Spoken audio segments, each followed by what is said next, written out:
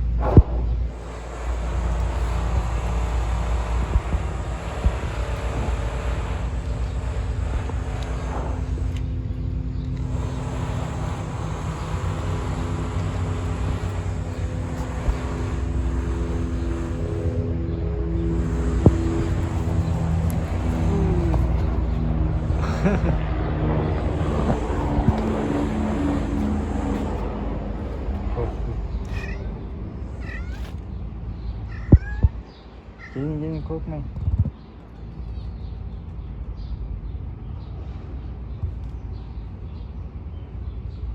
Evet.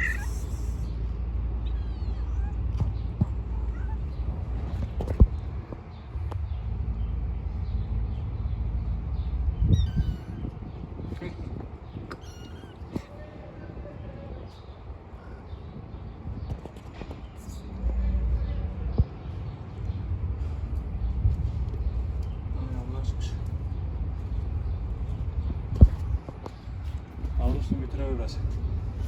Var kedim 2 tane. Var mı? Ben de var. Ne yapayım? Ne yapayım?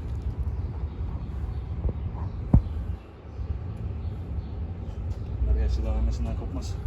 Evet ama bayağı sağlıklılar yani. Maşallah. Ne haber? Ne yapıyorsun? Ne haber lan? Bu annesi değil.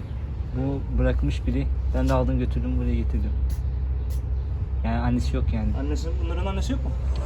Bu 3 tanesi şeyin bunun. Ama bu annesi yok yani. Şey yapıyor mu Yalnız acaba? kaldı. Alıyor muyum? Nasıl? Alıyor muyum? Ya bir şey yapmıyor yani, alıyor. Ama tam bilmiyorum ne yapacağını. Zaten belli, baksana çok büyük. Tip olarak benziyor da o yüzden. Ve tip olarak benziyor ama işte annesi değil. Çünkü boyutları bak ne kadar büyük. Evet. Çok büyük bu. Bazen gelişme de çok. Ama bunlar da olur. Zaten yani anne kediler başka yavrulara sahip çıkıyor ya. Böyle yapıyor. Ben de sokakta olmuştum. Aldım eve götürdüm böyle bir tane tekir. Kediler manyak oluyorlar. Evet.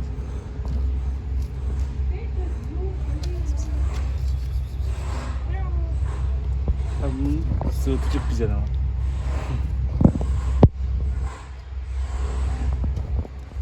Güzel sütmüş.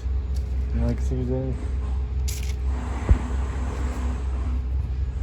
Nasıl görüşürüz kahvesi? Görüşürüz, kendine iyi bakın.